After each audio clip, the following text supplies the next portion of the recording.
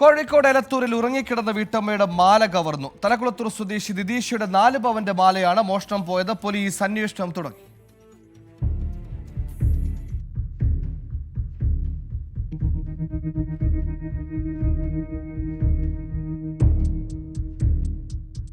ഇന്നു പുലർച്ചെ 2 മണിയോടെയാണ് സംഭവം.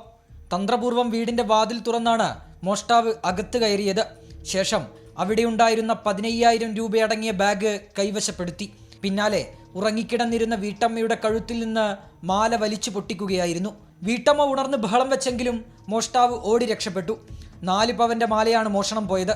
വീട്ടമ്മയുടെ പരാതിയിൽ പോലീസ് കേസെടുത്ത് അന്വേഷണം ആരംഭിച്ചു. CCTV ദൃശ്യങ്ങൾ കേന്ദ്രീകരിച്ചാണ് അന്വേഷണം. 24 കോഴിക്കോട്.